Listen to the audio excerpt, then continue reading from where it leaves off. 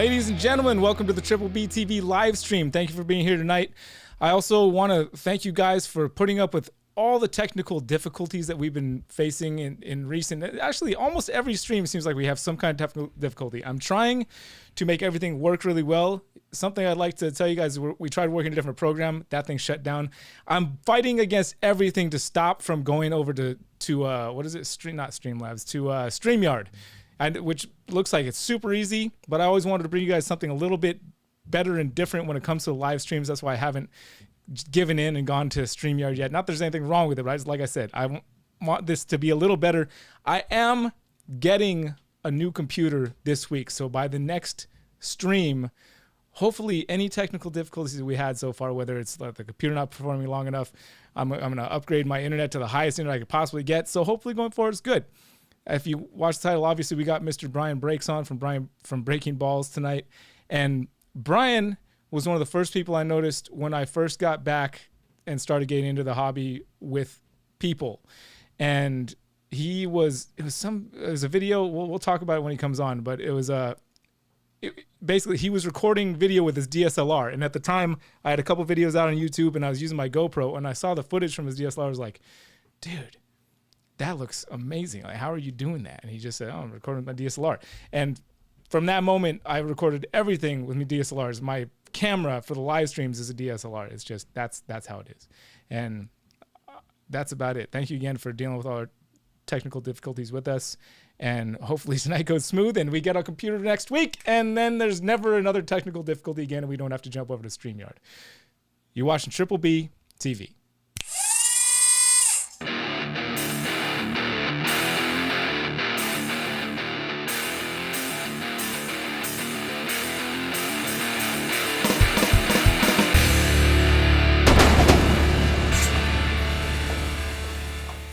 All right, ladies and gentlemen, Mr. Brian Breikss of Breaking Balls. Sir, thank you for being here. How's it going? Thanks for having me. Man. Did you, I don't know if you can hear me backstage or not. Could you hear me talking about the story of the DSLR? Yeah, I do. do you remember what video I'm talking about? It was like, I imagine you were showing a snake or something, but the one thing that, I think you were filling up like a fish tank at the same time. Probably. Is it ringing a bell? Yeah, well, I used to have a huge turtle set up, so I was probably showing a snake, and maybe I was an unboxing video, or I don't know, something. Back when I had a YouTube channel, I since kind of shut it down, but yeah, I do remember what you're talking about.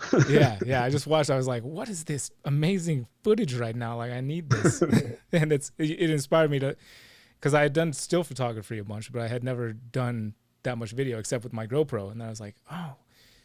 Shoot video with it, and it makes sense. And then, like I said, never looked back. First video with the DSLR, just like, oh, it's crispy, nice, good. Yep, it's like having a pro setup almost. Yeah, it can be nowadays. Dude, your hair. I feel like when I first came across you online, like your hair was the length that mine is now, kind of, and mine was shorter. Yeah, we definitely switched places. I wanted to kind of touch, last week we talked about breeding loans a little bit, and I thought I'd maybe touch on that a bit because you were the first person, you and Jerry were the first people I heard of doing breeding loans, because you and Jerry Robertson, very good friends. Yeah, but yes, very much so. Yeah, I was actually, I'd reached out to Jerry to come on at some point, and that's when I went down there. I was like, oh, I need to have Brian on at some point, because Jerry's moving into a snake room at some point. He's like, let's wait until that happens. I was like, okay, okay. Well, I'm gonna call Brian then. If you're, here we are. Yeah, man. So the thing that I know about you when it comes to snakes is holdbacks and quality. Like, you take it to the next level, I think, than most other people when it comes to holdbacks and quality. Can you take us through? Actually, take a step back further. How did you get into snakes? Long story short, I think I was 3 or 4. My aunt caught a garter snake in a vacant lot, and that was my first snake. So Slither was its name, and I had him for quite a while. But back then you didn't have the internet, so we didn't know what we were doing. Like, we're trying to feed him crickets and like just random stuff. I was like 3 or 4, so we didn't know better. So we released him when we realized we couldn't get him to eat for us. I think I was 8 or 9, but when I talked my mom into my first boa constrictor, and that was pretty awesome and went well. I had him for a long time, I think into high school, but I played competitive sports and I didn't have the time for him. So I ended up actually giving him for free to a breeder because I knew he would be taken care of and I knew what they were doing. And long hiatus after that, life just presented itself differently. And I kind of had to step back from reptiles. We'd obviously, during the years, rescued a lot of animals. My mom was just an animal person. We had turtles and frogs and iguanas. And I mean, I've had a lot of experience with different reptiles, but just took a step back, but always kind of followed it. I used to pick up reptile magazines and I loved seeing like the beginnings of ball pythons with, I remember albinos came out and that was like the hottest thing. It was like maybe late 90s or something. I think the first albinos. And I saw one, I think when I was even younger, just a normal at a camp, and maybe someone had an albino one and it just stuck with me. And I just kind of followed it, even though I wasn't in it.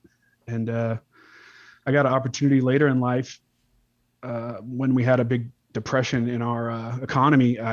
My job was cut. So I took a severance package.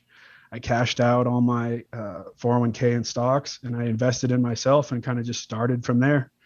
And this is back in the day when you were spending $4 or $5 on like 2 or 3 snakes, and one was a bumblebee, one was a cinnamon, and one was a pastel, you know. And I've been at it ever since, man. I've slowly just turned it into what I do for a job, and I love it. So you're full-time breeding snakes? Yep, I have been for a while. Yeah. Yes, dude. Congratulations, man. There's so many people that are trying to do that. There's not that many that actually make it happen, I don't think. Yeah, and it's hard. So I would not be remiss to say that there were quite a few times along the way where I almost had to hang things up, you know, just got by just barely, you know, or something, just a big setback. But man, it's just you fail and you keep going, you learn from it. And, yeah, now I'm very fortunate, you know. So I love what I do and I do pretty good. That's awesome. How long have you been doing it full time now? I think I took it from being a hobby to business probably like 5 or 6 years ago. And then before that, I was still doing it, obviously real active, pretty large collection for just a hobby breeder. And yeah. So I've been breeding about a decade now. So how did it go from hobby to full time for you? Like, how did you make it work? The big deal just is without getting into intricacies of things, obviously you have to look we got some time. Well, for me, it was all just about how much money I made. So under a certain threshold, I can claim it as a hobby. And over that threshold, you get to a point where if you're not paying taxes, you're going to get in trouble. And I had reached that threshold. So it was a decision that was made for me. So I kind of was unofficially breeding reptiles before that. But yeah, once you hit that threshold on taxes, you gotta become a business and claim your income. And I just decided I didn't want to do other side things. So that was it. I feel like that's the opposite sometimes of what happened. Like you're trying to start a business, but it never makes enough money to where it goes from hobby to business. I hear that a lot. Like, this is my business, but it's not making enough money yet. It's still actually hobby. So you had like the opposite effect. Like you were just doing a hobby and you hit a point where it was like, it's making too much money. It's got to be a business now. Yep, that's entirely it. I mean, just to be smart about it. Yeah, if someone's out there that is doing this maybe part-time, you don't have to turn it into a business right away, you know. Especially a lot of people don't have the necessary business skills to do that. You know, they don't have the knowledge of marketing and how to present yourself and market yourself, how to just put yourself out there, whether it's photos, networking. There's a whole bunch of the aspect of the business I think a lot of people get caught up in and they don't understand it. So what happens is everyone can breed a snake, you know, then you have all these snakes and you don't know how to sell them. You don't have a network to put them through. You don't have an outlet. And when you get into that issue, then people get frustrated. And of course they go, I can't make this a business. Well, yeah, because you neglected over half the business. So, yeah. That's a good point. The snakes will, if you put them together, especially ball pythons, and you got all the right temps, which the information is widely available. Yeah, you're going to breed some snakes pretty easily. But yep. Yeah, that's a very good point. Would you say, but it's still interesting to me that you went from like you had to become a business because you're making the hobby was making you so much money. Would you attribute that to your attention to qualities? Talk us through like how you determine quality. Like it's something everybody says quality. I feel like everybody has this thing like investment quality animals and this and that, but like, what is your process for finding something that is quality? That's a complicated question. It's not an easy Yeah, answer. no, it's not, but there's still a process to it that I guess I've kind of, I'm pretty intuitive and observant in life. It's just a skill that I have. So some things I pick up and it might be something that would be more difficult for someone else, but I still think you can bring it back to basics. And a lot of that is researching and knowledge before you buy. So I'm of the mind that I think I spent maybe, I want to say 4 or 5 years, like heavily involved, even on forums and King Snake back before social media and things. And just following morphs, following combos people make, seeing the small, sometimes minutia details that might make a combo look better than another one. And I think that matters. I think it's so easy to get caught up in a Pokemon mentality, where people really got to have them all.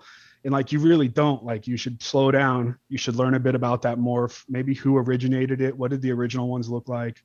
Um, a little bit of lineage and history, which is another thing I'm real big on. Like, a lot of my snakes, I know where every single one came from, and who bred it, and usually what parents made it, and maybe where they even traced it to. And I think that gets lost. It's the small details, the devil's in the details.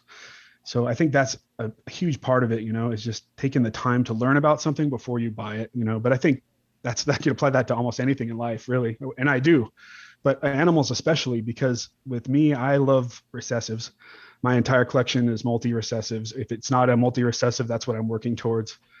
So I can imagine myself being 5 or 6 or 7 or 10 years into a project and going like, man, what I'm making is really poor, and that to me that would be a real big kick to my program. So I've, in the past 4 or 5 times, I've restarted projects because something didn't fit my standards. So that kind of brings to a second point, and it's just being able to be honest with yourself. Man, every once in a while we all have a stinker clutch, and don't take that and be like, I'm breeding that to my clown hypo, like, you don't do that. Like, just, it's worth it to wait, maybe put it off a half season, try a different pairing to make that same animal, or maybe even pick one up from someone if you can't find it, but I think it's easy to get caught up in I want to make this real fast, so I throw together what's in the cabinet rather than actually getting the right ingredients, and I think that's lost. And to me, that's kind of what separates someone who maybe does it on a craftsman level versus a very casual interest. Nothing wrong with either one of them, but it's that detail and looking at those traits on that animal that I need for that project. I could have different combo or different examples of the same morph I might use for a different project, and it's all because one has a trait that I think will end up with a better result. So that brings me to another point, I guess, which is visualizing your final animal. Like, I know obviously that's not simple, but when you do this enough and you amass enough information, whether that's from videos or photos, you get to a point where you can kind of see what an animal is going to look like before you get there. So then I know that that's what I want to accentuate, this trait or that trait, because I know that final animal is going to display something like that, So I don't know. I guess it's just a real tight attention to detail. And if you can't do that, so that's okay. I realize a lot of people can't. Then it's important to find someone who is honest with themselves, doesn't just tell you, oh yeah, that's the best ever, whatever, and actually presents to you a snake and tells you why that snake's really nice. Like, I could tell you why I think an animal I have is really nice or isn't nice, because I know my animals and I know what made those animals and what made those animals. And I think that's important. So I guess I'm kind of a mini rant again, but that's why I wanted to have you on, man. This is exactly what I wanted. So thank you. I mean, keep it going. If you've got more to add to that, I just keep it rolling, bro. Honestly. Well, those are some of the biggest things, man. And just knowing what you can be honest. I think that's one of the worst things we can do is like lie to ourselves. You make that snake you really need, but it's terrible, like you it's terrible, but you don't tell yourself that. You're like, man, it's just the important one I need to finish this project. And it's like, sometimes it isn't, like that end result's not going to be worth it. You're not going to be satisfied with it. So I try to not race to make something.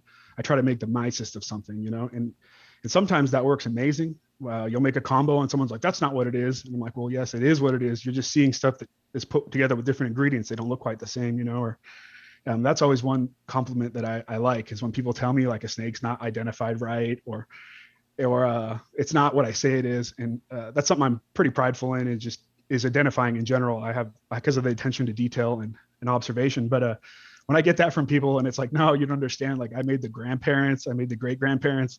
Like, I know exactly what that snake is, and it really is that, they're like, I just can't even believe it. It doesn't look like it's supposed to. And I'm like, well, maybe this is how they should look like, and the other ones are the ones that we shouldn't be selling as breeders for foundations and breeding programs. So yeah, I'd Yeah, say holding yourself accountable.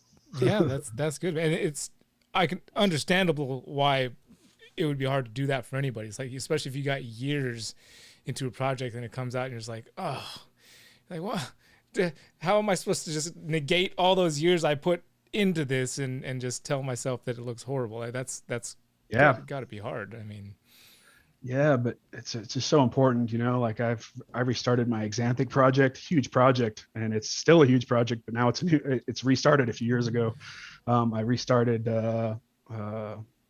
yellow belly back in the day. I had some terrible yellow belly, just a few different genes where along the way they just don't work out, and I'm okay enough to say myself, it didn't work out. Okay, I can go back to the drawing board. I might lose a year or a season or two and restart because I'm going to be happier in the end. That's just how I am. So Jerry, I'm surprised Jerry wasn't able to steer the right way on the yellow belly.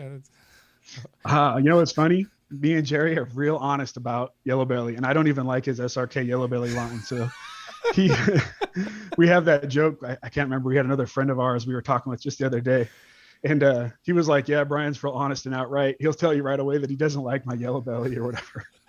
And so we have a little jab between us back and forth about that. But and I get it too. So that brings up another really good point, actually, is some stuff is subjective, so it's okay. Like some people like really reduced clowns. Some people like ones with more pattern, like some of that stuff is subjective. But when you talk like how clean an animal is in terms of color, brown, other more obvious traits, like if you say that's subjective, then more than likely you either can't identify maybe that proper animal or you do identify it and you just don't want to maybe fix your program or restart. You see genes all the time, they get a bad rap. Well, yeah, a lot of them maybe are bad representations. So there's too much of that proliferating through our breeding programs. It's a weird conundrum with our hobby and our industry. Anyone can really breed anything together. There's really no standards, and I don't think it should ever get to some level where there is. But it's because of that you see this wide array of quality representations. So there's really no one to hold anyone accountable. Yeah, true. That's funny you bring up the thing about the clowns low pattern. When I sent you the message to reach out about doing the show, that was the last thing we had been talking about in PM was the high pattern clown versus low pattern clown. We were going back and forth about that a little bit. Yeah. So something like what you're saying, something like the AKC is what you're talking about, like having something like that come into reptiles. No, I think that'd be crazy. I had a friend actually talk about that a long time ago. So I don't think there's any way really to address it. I think the only way to address it would be people just getting more interested in learning about a specific morph or a color trait, or maybe what the morph should kind of look like, like, I mean, everyone knows once in a while you'll see a morph and it like looks like a normal, and it's not because the morph looks like a normal, it's because that's just a really terrible example, and someone can't ever have that. You can't ever have that talk with someone and be like, oh, I don't know if I'd start my project with that. Like people just think you're a jerk, so it's hard to teach some of these new people that stuff. So I'm fortunate, I have people sometimes come to me and somehow we just hit it off and I mentor people. So for me, that's a way for me to help teach other people, maybe the next generation or a couple of generations or whatever, to some of the skills and observations that I pick up. I like to pass it on to them, and see if they pick it up. You have to put your own time in. I mean, you can probably guess, but I spent so much time learning. Like that's the one thing I think a lot of people, it's easy access to get the information you need or someone to answer your question. So you get a lot less of the learning that maybe we used to do kind of before social media hit. Totally. So I think some of that is a downfall for the hobby, the instant information, because it's like presented on a plate. There's no work involved.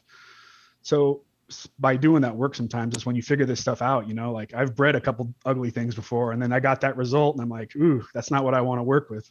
And then you learn other things, like I've bred dogs before. So you learn about line breeding. So that's another thing people don't quite understand. So like a lot of my hypo in my racks are all line bred. I literally have the founding mom who was like one of Casey Lazick's founding females. Like she's been around a long time and she makes amazing animals. So I have, of all my hypo animals, which is probably a huge part of my collection, I would say 2/3 or more all directly trace back to her. So I breed her with something else, I outcross, and then I take those babies and I line breed them back together. So eventually what I'm trying to do is I stabilize those displays of genes. So more often than not, I'll get a better representation because I'm line breeding. When you just combo whatever and outcross here and there, you end up with a much more random result. So you end up with a big wide spectrum instead of a tight one. Nice snakes can still produce ugly ones can produce nice ones, but your averages should get tighter as you line breed and really pay attention and hold back those qualities that you want to see. So I think that's kind of lost too. You see it in a lot of other things like geckos where they have like poly traits. You see a lot more line breeding because they can't just use a gene to develop something. They have to literally combine things. So I think it's something that's kind of lost a bit with us. Like we just go, oh, that part's over there for my project. It's really cheap. I can add it with this that I already got from this guy. There's nothing wrong with that. I don't want to ever seem like I'm downing that at all. Like that's part of the hobby and I get it. And a lot of people enjoy the hobby just for that. And that's killer. But when it comes to laying a foundation for your collection, or if you plan to do this as a business, or you plan to have multi-generations into whatever project you have, it might behoove you to find the best animals, even if it takes a little longer, or talk to someone who might help you find the right animal, like that's important too. Maybe someone who's close to the gene or works with it a lot. If you're unfamiliar with it, the network is hugely important. Like I have a lot of genes, most of them, but I have stuff I don't work with. So I like to tap into my network and I'll ask my friend, hey, what have you seen when you breed this to this? Or what kind of traits are you seeing when you do this or that?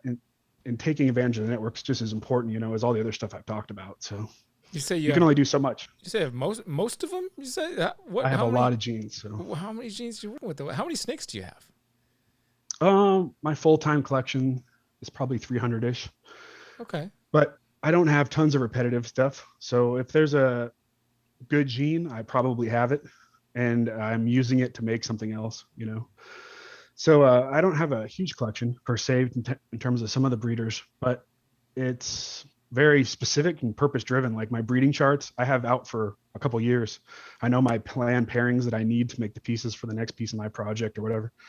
So I don't buy snakes too often for just a random reason. If I buy something, there's a really specific purpose for it. I break that rule once in a while. If I see the absolute best of something, I've done it quite a few times over the years and it's always served me well. I buy that snake and then I'll figure out something to do with it. So I got a few projects that way over the years. The Het Red founder for all the Het Red stuff I have was that way. I never buy snakes at shows typically because I feel they're a little limiting. I'd rather tap into the entire nation's pool of animals than a local show. Again, no hate on that at all. I've vended shows too, and they're great. But when I want to find the best of something, I just want to be able to pick from everything out there. I don't want to be limited, So yeah, I'm not anywhere near your level. I don't want to sound like even to say that I am, but I have a similar type of approach. Like I've bought only one snake actually in the last like 2 years, which is because I was waiting. I was looking for a certain one. I've been looking for it, and I was like, and then it finally came along. I was like, there it is. That's the one. Finally get it. The light bulb moment. Yeah, that. And we'll see what happens in the next couple of years with it. But yeah, patience is a big part for sure. Like taking the time to wait and wait for the right thing to come along. What genes do you not work with? That sounds like it's an easier question to answer. That probably is an easier one. Not too much stuff really. I don't do caramel just because of the health issues. I like caramels. In fact, the caramel glow is like one of my favorite double recessives of all time from back in the day. But the health issues with the kinking and stuff. And I know some people have been successful only using hets and doing some outcrosses. But in general, the health issues would be an issue for me. So I don't like to do that. Other than that, man, I work with a lot. Like obviously there's the same versions of genes, or not, I shouldn't say same versions, but similar, more than likely allelic genes, like you have, I'll probably get shit for this, but you have Blitz and Hurricane and Trick. And I'm not saying they're the same gene, but they're very similar. So they might be in the same allele. Like I'm curious to see if we breed them together, what we make. In fact, I sent a Blitz animal to a friend to see if he could breed with another member of that complex, just so that we could see maybe if we make a super type animal, then maybe they're all in the same allele. So that type of stuff. So I don't have like multiples of the same alleles on stuff like that. Like I have Blitz just because I was good friends with Susan Hardy, who found the gene. So that's how I got into that project. Trick's cool too. Gary Leeson did that, and then a Hurricane from Europe. So um, I like all those genes. But man, off the top of my head, stuff I don't work with, those are kind of the big ones. I do all the recessives pretty much. I don't have puzzle yet, not for lack of trying, but A, being picky, and B, finding the right snake. I've tried a few times to get a couple high-end animals, and for whatever reason, it didn't work out. Uh, so I'm kind of on the hunt for a few things in that project, but I haven't been able to acquire what I exactly need. But it's hard for me to think really of stuff I avoid. So I like them all for various reasons. I have so many ideas in my head of how I can bring them all into different projects. I'm actually limited, like I wish I had more bandwidth to play with. I think I could do even crazier things, but I operate out of my house. So I don't have like a big facility or anything like that. I have my bedroom that's converted into a full-time reptile room with temperature control. And then I have an offsite location for quarantine. So that's it. I run everything out of there. So You got your whole breeding your whole breeding facility is in your bedroom?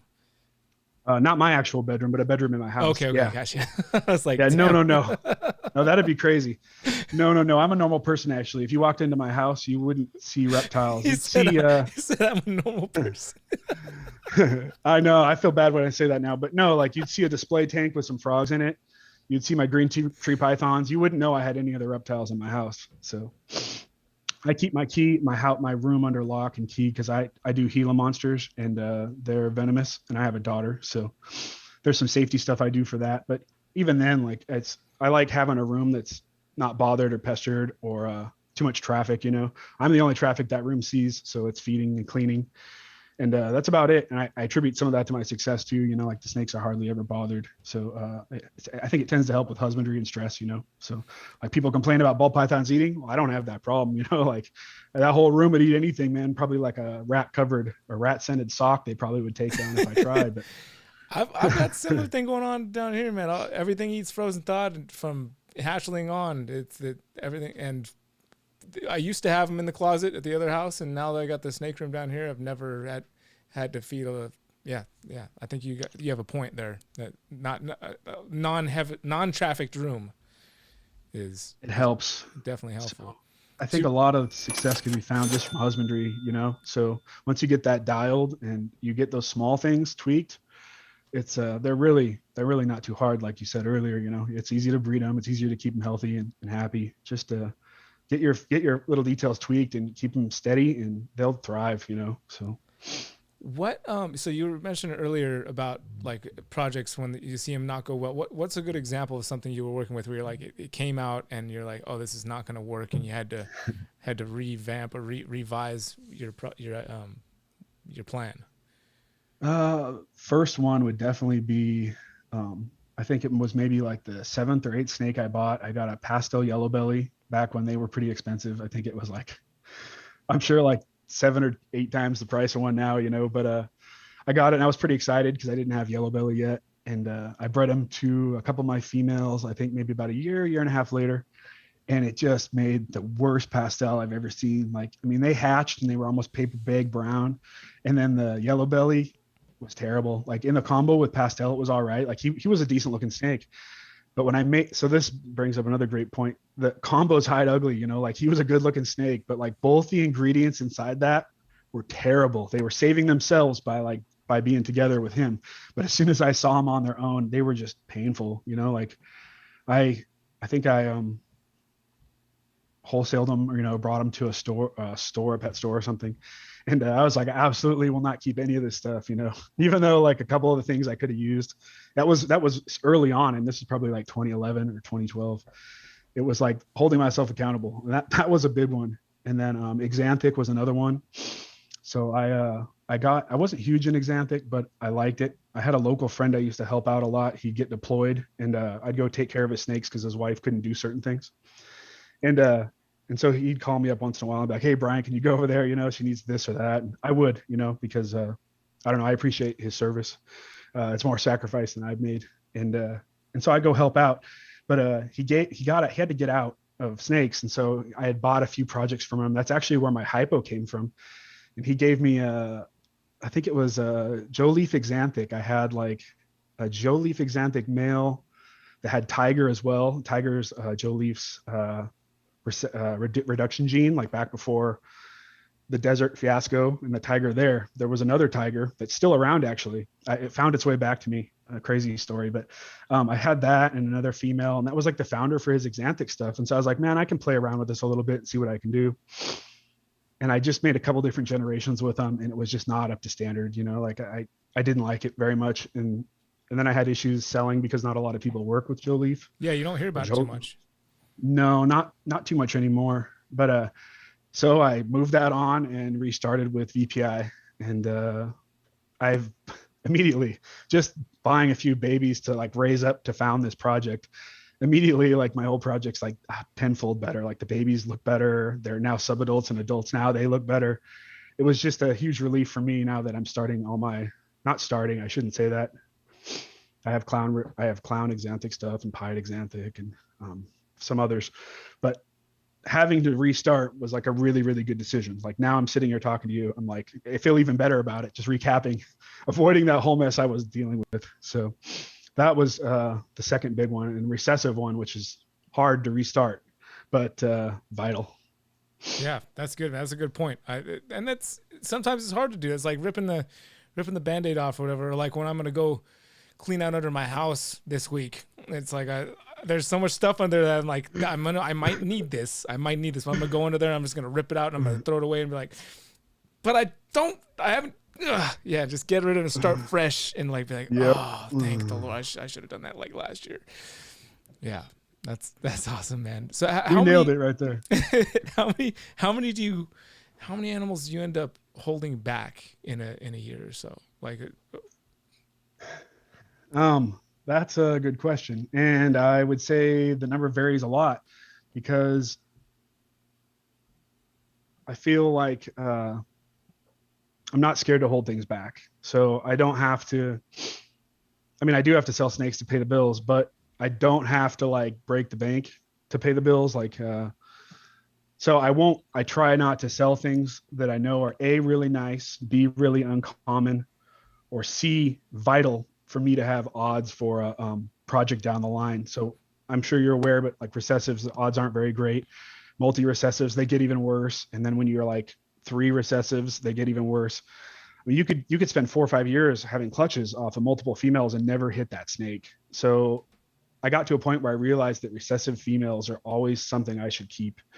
So for a while, my first like 4 or 5 years even, I was so piled up on females because I think people make the mistake a lot of times of selling that stuff. So me, I'd like to keep it and maybe keep 3 or 4 sisters, even if they're the same thing. And I'll wait till they're about a year and I'll make sure that pick that I had is still the nicest one. So we get in a rush, like I see ads, it's like 3 meals ready to go. And I'm like, damn, man, I don't even know if it's nice by then, like I need to see 2 or 3 sheds, And so a lot of times my holdbacks won't come right away. Sometimes it's really obvious. Don't get me wrong. Like you have that light bulb moment. You're like, damn, that's the one I was trying to make. And once in a while, you're keeping a puzzle piece back for a more complicated puzzle down the line. And that piece is important. So if I make 3 or 4 or something, I'm going to keep them all and I'm going to be patient. I'm going to let them shed 2 or 3 times, sometimes more. I've kept stuff up 5, 6, 7 sheds before I really finalized. And once in a blue moon, I'll learn that lesson where something I wasn't going to hold back will just blow me away, whether it's some other trait that they were waiting to manifest, or maybe the color changed after a 4th or 5th shed. And once in a while, end up really fortunate I didn't sell that animal that I thought I might have, So a lot of my stuff that I have for sale usually isn't hatchlings, they're usually pretty well started. I don't even like to sell them probably till they have 2 or 3 sheds at least, even stuff I'm not keeping, So that's definitely a smart way to do it. I like to try and do a bit of that myself. I just keep them and let them grow. And then you're smart for doing that. Another reason is like when somebody gets an animal from you, it's like it's a little more well established. The chance of them having an issue, the stress of travel, and then getting there and they're just like ready to go. It just kind of makes your business even better because everybody's getting animals from you that are a little more well started and are less prone to having issues because they're further along. Yeah, feeding habits matter. Like I say that to my friends once in a while. You'll see a snake and they'll buy it because they need it for this or that. And they're like, man, it never eats. It's a pain in the ass. Like nothing's worse than that. Like I've had them over the years too. Everybody has. And a lot of times I think that comes from poor feeding habits, or maybe they were stressed too early on and moved, like you said. So I found in my experience, at least, that when I let them go 2, 3 sheds and I have a real solid track record, I can feel confident that I send that to that person. And even in like a real basic setup, maybe that's not perfect, that animal still will do pretty good. Whereas when they're small, you have a much smaller window to get that right. And if they don't get that right, not everyone does, people take care of snakes different ways. And they can all be set up properly with the right care and time. But yeah, if you get them an animal that's really well started, there's a much bigger buffer in terms of like that snake being tolerable to some things not being perfect. So Makes sense. All right. Talk to me about Ultramel. Man, that's like my least favorite project. It's probably no, I'm kidding. I'm kidding. Ultramel is like near and dear to me. So I like T plus albino, and when Carmel had the issues it had, I needed an alternative because I like T plus albino, and Ultramel was it. So there's obviously different lines of Ultramel. I specifically have Noah's Ultramel from Africa because it wasn't crossed with any of the Carmel stuff that's in our domestic lines. So like Kreider and Russo, and I think those are the two major ones. Maybe Bell's. They were crossed with Carmel at one point in time because they thought they might be compatible. So you have a lot of hidden hets in a lot of Ultramel stuff. So I work with Noah Line, and I'm a huge cheerleader for Ultramel. Like I love that project. I made the group on Facebook.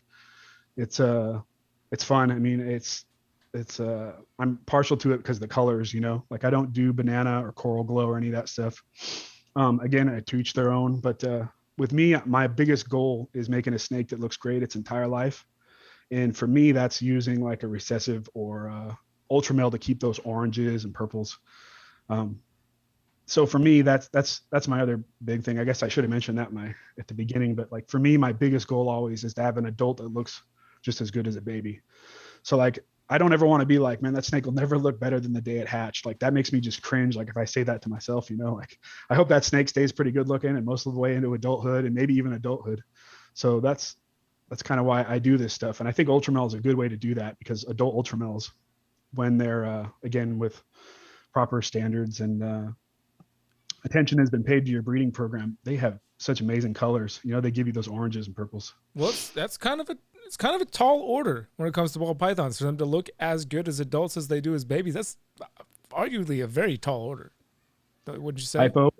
Hypo and Ultramel are two important ones. But yeah, I agree with you. And I guess I like challenge. So I have friends who don't like things I breed, certain projects I have and stuff. And my goal is always to like change their mind, make something where they're just like, damn, I didn't even think about that, and then they rethink everything they're working on. So I don't know. I like challenges, but that's my goal. So that's why I'm working with recessives and I'm stacking them all up. Like you start getting DG and hypo, some of those other guys on top of Pied and Clown and Exanthic, like they make those same things, but just way better, So. Wow. That's amazing, man. I mean, so how many levels of recessives have you worked out? Like where are you at as far as triple or double? I'm working on triples right now. Okay. And plans on some are quads. So I'm a hypo fan through and through. Like that was my first major recessive. Every project I have pretty much does it. So like I worked with True Ghost, which is hypo VPI. I worked with hypo Pied, hypo Ultramel, hypo Clown, all the hypo DG. So basically all my major recessives have hypo tied to them. So when I start making double recessives, like I'll have, like I'm working on right now, hypo combos that are double het two other things. So what happens is I reduce my odds. I started pinching my nipple, dude, and I know that means I'm excited about what you're talking about. It was involuntary, I promise. Oh, that's too funny. Yeah. Sorry, continue. It's all good. Oh man. I don't know how I go from there. But no, but so my goal is to make recessives that are head other recessives at a minimum. And then as I make double recessives that'll be head a recessive or head a double recessive, not only will I make incredible animals, I'll have hypo combos and whatever recessive I listed, but then they'll be het for two other things. And I can just start mixing matching at that point. And when I start to get my double recessives, I'm literally going to be making, things that are two recessives and head another recessive, and that's kind of where I'm going, like I've always been that way. I love complicated, long, involved. And that's why I love multi-recessives. So, but hypo is my interlock, I guess, is where I was going with that. Yeah, All my snakes will go ahead. I've often said hypo is like the biggest underrated recessive trait. Like you said, into adulthood they just carry. Some get better as they get older. Most it seems like I've got this hypo girl here that is a GHI humblebee, and I swear every year she's just like gets better and better and better. It's crazy. Yeah, that's hypo. It's slept on, and like all things, you have your variations in quality. But good hypo on almost any combo will perk it up. Even dark stuff works great with hypo, which is what I like. So it's for me, it's like the great equalizer. Like if I can do hypo into projects, usually I can keep them a lot closer to how they look as a baby. And then when I start stacking, like Desert Ghost and Xanthic and hypo, you start to get to like True Ghost DG, and like there's some crazy stuff in there. And then you put that on the clown pattern, and then you put that on pied, and then you put that on pretty much anything. So it's that's me. Like I'm forging pieces over here. Like some of the stuff I make is not super exciting, but it's so vital for that next step. So yeah, the long game. It was just smart. You're doing it as a business full time. I mean, that's that. And I'm glad you're saying this stuff because for me, it's certainly a hobby. Like the social media stuff and everything is like that's where my bread and butter is. But and the snakes are. I'll always love snakes regardless of whatever happens, and it's fun. But to hear you talk about the recessive, because I tout that as well, like recessive in the long game. Like you have to have patience. It's going to take a long time for these things to manifest, and you got to have that patience to wait for it to come because it's going to be that much more worth the reward when it does happen. Yeah. What do you think about Sunset? Don't be afraid to just say you hate it. No, I actually don't hate it because it's a recessive, but but honestly, I think there were some bad decisions made early on in that project. So not specifically by anybody, but when I saw that gene, I thought to myself, man, that should have yellow belly in it. It should have hypo in it. And instead, we bred cinnamon, I think was the first ones. And cinnamon, pinstripe, and she. Yeah, and some of those weren't very flattering for the project. So unfortunately, it puts a taste in people's mouth. Maybe someone who doesn't have creativity that to think of around that problem, like I immediately see that and I'm like, man, how can I make this better and this better? Not everyone does that, like some people are like, man, I don't really like that. I don't know if I'll get into that project. And that unfortunately happens a lot with new projects. You see things get made and they're not very impressive. And then that project kind of goes to the wayside. Well, we've seen it time and again. Justin's done it a few times with, red stripe and a few others. They kind of get pushed off to the side. And then like, he has the bandwidth to do that. And, are you still there, Brian? Yeah, sorry. Somebody called me on my phone. I didn't turn off. Oh, good. Sorry. He has the bandwidth to do that. So he was able to take that gene and insert it into just really basic things like Firefly red stripe. I remember seeing the first one of those, like probably, I don't know, 7-8 years ago, and just being blown away at how nice it was. And people were just sleeping. Like you'd get comments on it, but like you still could go buy a red stripe for, $100 or $85 for a male, and you see what it's become now that he had a little bit of creativity to be able to come up with a solution for that snake. So I think that happens a lot more than it should. Yeah, I think you're right. I do like the Enchi in the Sunset. What Enchi does, it needs more. And like it's recessive, like you said, it's just gonna take a long time to make it all happen, which is what I love. I mean, the yellow belly, you had a good point there. I don't know if you saw, you must have seen the boas produced a yellow belly Sunset, and it looks pretty fantastic. I'm gonna wait to see. I'm not even sure if I've seen it, so I'll have to go look. It looks great, man. I mean, obviously, it's just a baby, but they're holding it back, so I'm sure they'll be doing some update pictures on it and stuff. And good. It needs that and something to enhance that color. Get some orange dream and some ghost in there, man. Like now we might be talking. Yeah, they're doing that as well too. As it stands, I don't have it. It's one of the few I don't have. Again, that wasn't specifically avoiding it, just the opportunity hadn't presented itself to work with it in a matter which I saw that I could see through, you know? Yeah. So, Yeah. I mean, I think people should definitely take a large page out of your notebook as far as how you run things. That's why I wanted to have you on, was the main thing for you to talk about your process and what you do and what you see and why you do the things you do. And I mean, just the fact that your hobby became a business by necessity of because you were making too much money, that speaks for itself right there. Like, you're doing something very, very right that is maybe not paid nearly enough attention to. yeah, I don't know. It's nothing. That's the thing, is I guess it's nothing too extraordinary. You know, it's just a lot of it's just attention to detail, you know, and not being afraid to admit you made a mistake, you know. That's just such a huge one. So that's, I think you could attribute that same skill to anything though, you know, whether any profession you have, it's okay to make mistakes, you know, learn from it, move on, and but be honest with yourself. So Yeah, that I agree. That's a huge mistake is to not be able to admit a mistake. That's like one of the biggest things you could, in the moment, you might think you're saving face for like a 30-second win, or, you know, or a day or two or a week or whatever it is. But in the long run, man, you're screwing yourself by not being able to admit that you were wrong. Absolutely. does a lot of harm, way more harm than the small amount of good it is to patch over that little white lie or whatever. So Yeah. Yeah. Dude, speaking my language, I wanna give an opportunity for folks in the chat to ask some questions. If anyone wants to throw something up real quick in the live chat, if you got a question for Brian, we are going to be going to a Q&A. There's a link down there if you want to jump on the Q&A after we're done here on the live stream. But if anybody has questions in the chat right now, Vincent, would you mind bringing up the chat for me so I could see it, please? Thank you, sir. If anybody has questions for Brian right now, go ahead and throw them down in the chat, and then I will make sure I ask them if I can see them. It's so tiny to, okay, I can see. Okay. I don't need glasses quite yet. I do. I'm getting close. I'm one of the few in my family that doesn't, like me and my uncle, everybody else in the family wears glasses except for the two of us. And no, I can still, Mine's just reading. yeah. This is definitely reading. This is tiny. I don't know if you can see how small the Oh wow, chat is on this yeah. phone. Since I started having my cousin take over the controls, that this is where I have to look at the oh, perfect. Puget Sound pythons right in your neck of the woods there. When did you make the decision to move into other species? That was, I meant to even ask that along the way, so I'm glad they asked that. Like, as far as I know, you're just working ball pythons for the most part, but that's a good question from Kendra. And Kendra Westy. Yep. I met her, I think, a couple of years ago at a local breeder gathering. We had a long, cool talk. Dude, I'm so overdue for a trip to Northwest, dude. I've been talking about I lived there for a little while, and I haven't.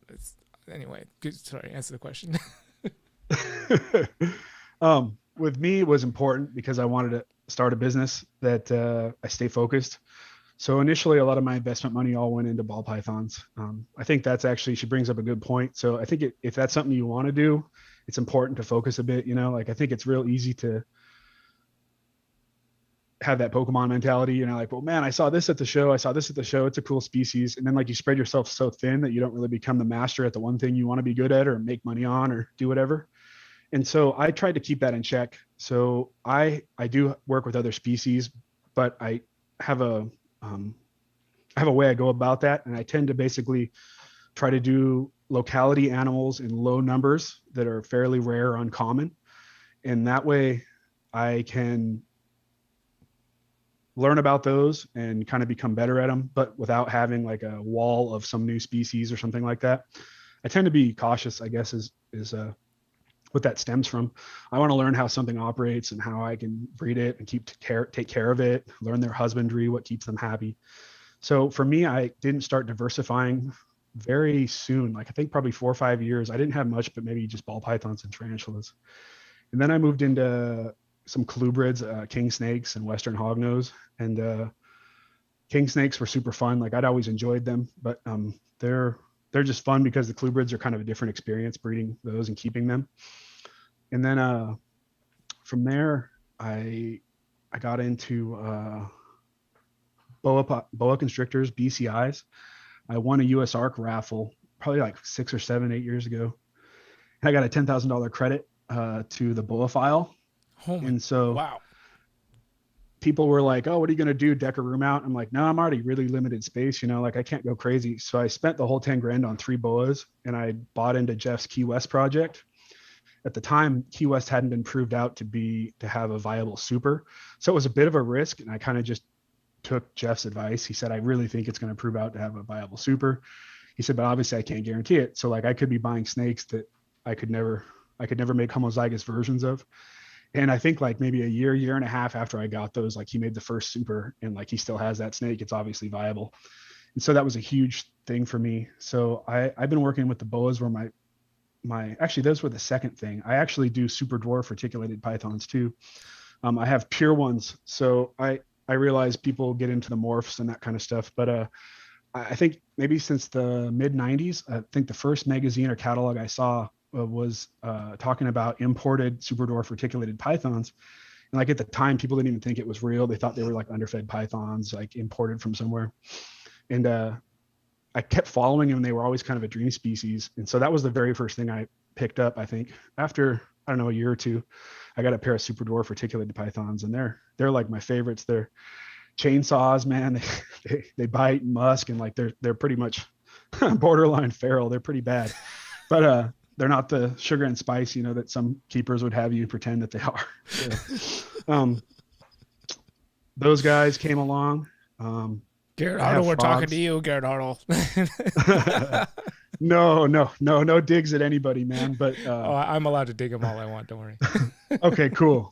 I am not, man. I know people do things differently, but I've had a bunch of experienced keepers come try to handle those retics, and a couple have been helicopter pooped on and musk, and a couple have been bitten, had close calls. Like no one ever believes me, man, but they're pretty lively. So I can deal with them pretty well, but they're definitely not like a stroll around your backyard and hang out with them type. I'm gonna have They're to. a little un. I'm gonna have to accept that challenge if you're open to it. I know I'm way overdue for the Northwest trip, but if I ever make it up that way in the near future, man, there was a snake that we were in Arizona last month, and this guy had his first clutch of super dwarf reticulated pythons. Actually, his first clutch of any reptiles ever was that, and he even That's had awesome. he had a double egg too. Two snakes came out of like these two fused eggs, big old fat banana thing, and two snakes came out of it. But he has this false water cobra that he's like, this thing just destroys everybody. It's gonna poop everywhere, blah blah blah. And Garrett just like slid over and he's like, come on, Brian, pick it up. I was like, jerk. Reached in. I'm just saying, I've got a good track record of people saying this snake is gonna light you up, and I pick it up, and it's just like, hi, we're friends now. So I want to play. Hey, man, as long as you don't mind cleaning up the mess. Oh yeah. We'll do that. So I'll wear a big jacket. And I'll keep him real close. Oh, Like, hold the jacket out, get it all over myself. but I love them, I guess, is the bottom line. Like I wouldn't deal with that if I didn't. Oh So sure. I have special cages that I have dividers that slide in and out. So so I can clean them. I put them on one side, I slide the divider, switch them, feed them, move them to the other side, slide the divider. So it works out better, man. It's a lot less stress for them too. So Yeah, that's what. yeah, That's that what looks very there. similar. You got that little divider in the middle. That divider comes in handy Yep. sometimes, man. No doubt about it. It makes it less stressful doing husbandry on them. So for them and me. So Yeah, that's always a good thing. definitely. And then I do green tree pythons. I have Aru locality from Ryan Young that are traceable lineage all the way to their imports. And those are pretty amazing. Those are display animals in my house. And then I recently got a group of really high-end Utah banded Gila monsters from Steve at Professional Reptile. And man, they're incredible. That's like my new favorite thing. So I've been learning how to take care of them and learn their husbandry, and kind of a new challenge. So it keeps me interested because I like to be stimulated when I'm doing things. So that gives me a new challenge to figure out. So That's killer, man. Yeah, no, I honestly had no idea you were working with that many different species. yeah, and small groups, but it's just important to do your homework. Like I know all these things I have are very fairly uncommon. So if I can keep them proper in their husbandry and reproduce with them, I'm not like in a giant competitive market. It's the same with the multi-recessives. I make my own market when I get to a certain point, because no one else will have that snake. So I get to that point now, even with like some of my ingredients I have that I sell, like the stuff that I don't keep or hold back. Sometimes those animals, like they've probably never been for sale before because I'm the only one weird enough to make them, And so that's a good thing though, I guess is my point. So like when you have something like that, I look at the market and I go, well, hey, is 400 breeders making the same snake? Well, then maybe I probably shouldn't make those, you know? So I try to take some of that stuff into consideration, and that's partly just my business background. I go a little deeper maybe on some of that things than I should, but I like to make informed decisions by basing it on that. So Yeah, that's good, man. Well, shoot, Brian, I think we're gonna have to do a round two at some point, because I feel like we're just kind of scratching the surface on the information that you have. But I highly appreciate you coming on here and spending the time. I know it was busy. You got your kid over, you're raising, you got passing back and forth with mommy and daddy duty. I get it, and I appreciate your time coming on here and spending with us, man. Do you have, before we sign off, is there anything you'd like to say to the folks before we get out of here? Whether it's, I've got a link down in the description for your Morph Market right now. cool. So if anybody wants to go to your Morph Market, it's right. It's like the first and only link down there. You just go down and you can click on it. It'll take you right to your Morph Market. But is there anything else that you want to share with people before we get out of here? Oh no, just I'm appreciative, and my gratitude for the support from friends, and even doing this show is really cool. So with things the way they are now, socialization's a little different than it used to be, and so something like this is cool for me because I get to do something that I haven't been able to do in person for quite a while. So thanks for having me on, and thanks for everyone for listening to my funny rants, and maybe you learned something, you know. But feel free to reach out if you have a question too. I'm really approachable, and I'm not shielded with advice or tips. You know, I'm happy to help anyone out. Like, I'm not one of those people that has a secret, you know, little thing I keep locked up with all my information, you know. I'm happy to share and help anyone. So fantastic. All right, Brian. Well, I appreciate you, man. Well, I'll see you on the Q&A in just a minute. Okay, my friend? Sounds good. Thanks again, dude. All right, folks. Mr. Brian Breikss. I mean, he's got a great name. He spells it the right way. I mean, and he's willing to give information to help as many people as possible. That's like the triplicate.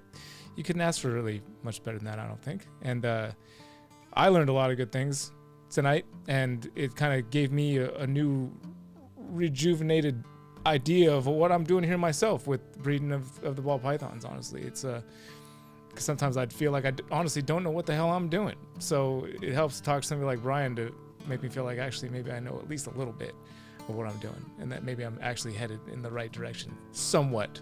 So that's good. I appreciate that. Next week we've got Rob Christian, who is one of the employees over at Nerd, and way more than that you're going to find out if you don't know already. So make sure you tune in next week for that. We are going to be an hour early because Rob's got a busy schedule as well, but we will be having him on next week. So I hope to see you guys for that, and you guys have yourselves a great evening. Take care. Bye.